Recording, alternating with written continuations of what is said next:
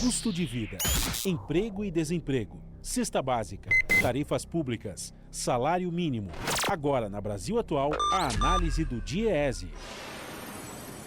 E nós fazemos contato com Fausto Augusto Júnior, que é diretor técnico do Fausto, do DIEESE. Fausto, bom dia, bem-vindo mais uma vez aqui ao Jornal Brasil Atual. Tudo bem com você? Ô, Rafael, ao vivo é assim mesmo, né, Rafael? Bom, vamos lá, vamos falar da expectativa para o anúncio da taxa básica de juros, a Selic, que deve ser anunciada hoje, ao final do segundo dia de reunião do Comitê de Política Monetária do Banco Central. Ontem a gente acompanhou já mobilizações por todo o Brasil, de trabalhadores, sindicalistas, estudantes, pessoas, movimentos sociais, movimentos do campo, enfim, todo mundo contra essa política de manutenção dos juros básicos da economia nesse patamar. Inclusive, na segunda-feira, um seminário do BNDES, o vencedor do Prêmio Nobel de Economia de 2001, o Joseph Stiglitz, não é? Fez uma crítica à manutenção dessa política de juros, dizendo que isso mata qualquer economia. Qual é a expectativa, Fausto, sobre o resultado dessa reunião de hoje? E aí tem um contraponto, né? A mídia corporativa, claro, fazendo pressão, e os representantes do movimento do mercado financeiro dizendo que é importante que seja mantida essa taxa de juros. Como é que você avalia essa queda de braço entre aqueles que buscam a redução da taxa básica de juros e aqueles que querem a manutenção desse altos juros?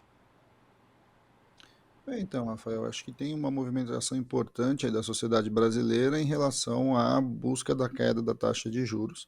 E a queda da taxa de juros está diretamente vinculada à necessidade do Brasil voltar a crescer, a necessidade de você ampliar investimentos, a necessidade de você, de alguma forma, melhorar o crédito, melhorar a renda das pessoas, ou seja, o Brasil voltar a uma rota de crescimento, uma rota de desenvolvimento econômico e social. Acho que é isso que está por trás de toda essa discussão que mobilizou diversos setores da sociedade ontem.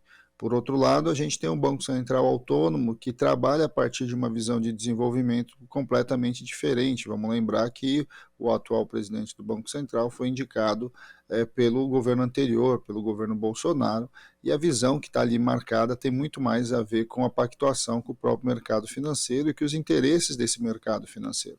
Então, de um lado, você tem ali uma queda de braço entre a sociedade, entre o atual governo e o Banco Central autônomo.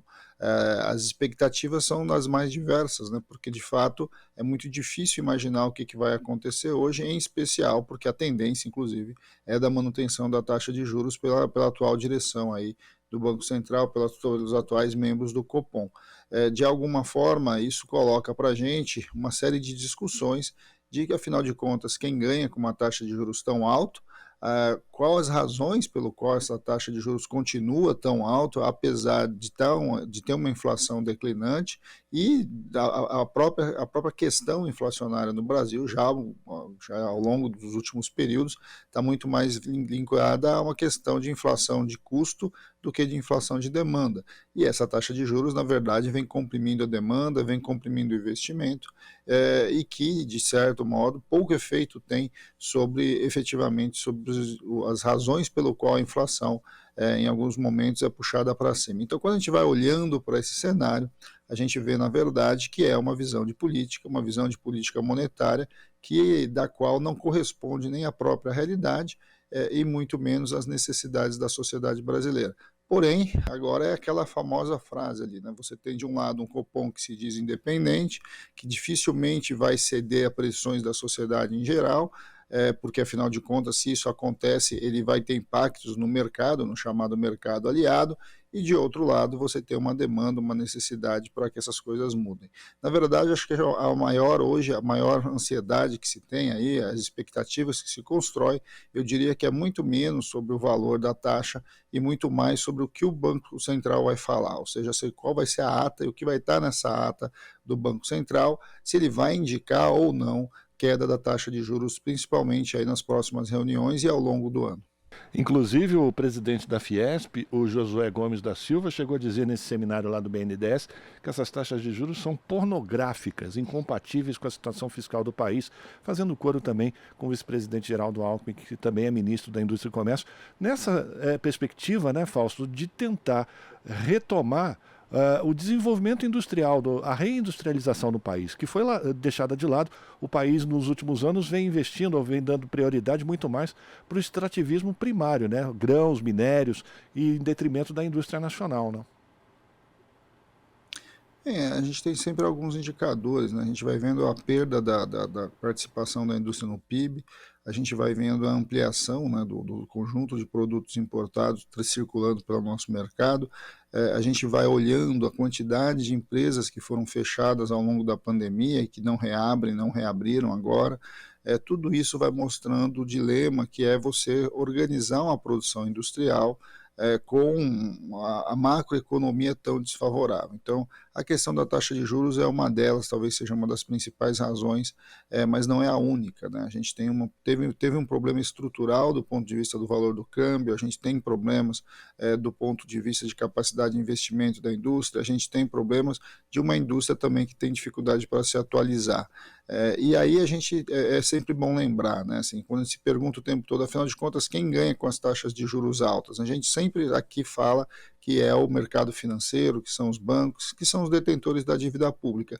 Mas é bom lembrar, né, Rafael, que uma parte das empresas, inclusive das empresas industriais, já se converteram em importadoras e já tem parte do seu balanço, inclusive, associado às taxas de juros, ou seja, já tem parte do seu investimento, não mais no mundo produtivo, mas no setor financeiro. E aí, isso vai ajudando a entender, inclusive, por que a taxa de juros não cai.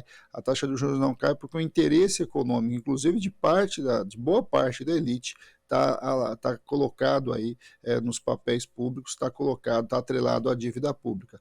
Falar numa taxa de juros acima dos 13%, beirando os 14%, com uma taxa de inflação em torno de 5%, é o que você falou, né? É um número absurdo, é um número que faz pouco sentido para a economia real no Brasil. Nós estamos muito longe do ataque especulativo, nós estamos longe de você não ter sustentação mínima aí do próprio câmbio, você tem um fundo, né? O Brasil tem um fundo internacional bastante robusto e que, de certo modo, permite sim que a gente avance para uma taxa mais civilizada, não? Uma taxa que poderia ser no mínimo a metade aí em termos reais, uma vez que se a gente olhar para o resto do mundo como está acontecendo. Agora a gente vai assistir o que vai acontecer hoje, vai ver o pronunciamento do Banco Central, em especial ali na sua ata, para dizer, afinal de contas, para onde ruma essa queda de braço ali entre governo, entre Banco Central e entre sociedade.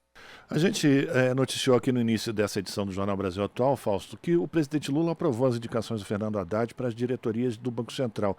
E esses anúncios devem acontecer de forma pública depois, no retorno do Lula, da sua viagem à China. E existem as expectativas de que essas indicações possam ajudar a formar no Banco Central uma equipe mais afinada com o governo. Como é que você avalia essa informação e diante dessa situação de independência do Banco Central? Bem, Rafael, a gente tem alguns caminhos, né, quando você lida com a questão do Banco Central. Um primeiro caminho é essas mudanças, né? Você vai mudar parte agora da diretoria do Banco Central, mas é muito aquém porque a grande maioria dos diretores que vão compor o conselho são diretores vinculados à gestão passada e é uma outra visão aí de defesa do projeto de desenvolvimento. E a outra ferramenta, que eu acho que é tão importante quanto, ou até mais importante, é você recompor o Conselho Monetário Nacional. Quer dizer, o Conselho Monetário Nacional, hoje ele é colocado ali como ministro da Fazenda, o presidente do Banco Central e o ministro do Planejamento, e esse conselho define as metas que o Banco Central deveria perseguir. E já há muito tempo, o Banco Central persegue basicamente a meta de inflação, e vamos lembrar que houve uma redução, né, para casa dos 3% aí do centro da meta, algo que na verdade é irreal para a atual economia internacional e real para o movimento, né, de como a inflação se organiza aqui no Brasil. Então, quando a gente olha para a meta de inflação, ela precisa ser revista, isso por um lado, e isso é papel do Conselho Monetário Nacional. De outro lado, desde que o Banco Central foi autônomo, né, foi definido pelo Congresso Nacional, aprovada a Lei da Autonomia do Banco Central, o Banco Central deveria perseguir metas de crescimento econômico e meta de geração de emprego. Isso está lá na lei da autonomia do Banco Central. Isso nunca foi feito de fato, né? Nunca foi colocado explicitamente pelo Conselho Monetário Nacional metas de crescimento e metas de redução do desemprego, ou meta das taxas de desemprego. Isso não foi feito e o Conselho precisa fazer. Além disso, você precisa fazer um debate na sociedade porque só a área econômica participa do Conselho Monetário Nacional. E se a gente considera a área econômica, por que o Ministério do Trabalho, o Ministério do Desenvolvimento da Indústria e Comércio não fazem parte desse conselho?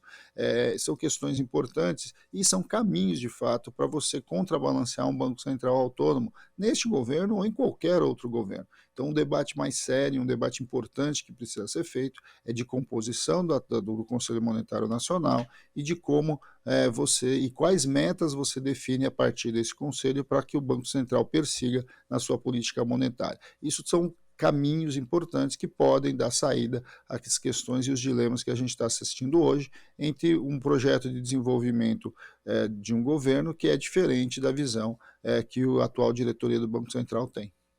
Agradecer a participação do Fausto Augusto Júnior, diretor técnico do Diese, especialmente hoje a nossa parceria, mostrando o comprometimento também do Fausto para levar essas informações que são importantes para os nossos espectadores, nossos ouvintes aqui no Jornal Brasil Atual, falando sobre a expectativa do anúncio da nova taxa Selic, que deve ser anunciada hoje, no segundo dia de reunião do Copom, o Conselho Monetário, de Política Monetária do Banco Central. Fausto, muito obrigado pela tua participação, um abração para você, a gente continua em contato. Grande abraço, Rafael. Boa semana a todos novamente. Um abraço. Conversamos com Fausto Augusto Júnior aqui no Jornal Brasil Atual. Você está ouvindo Jornal Brasil Atual. As notícias que os outros não dão.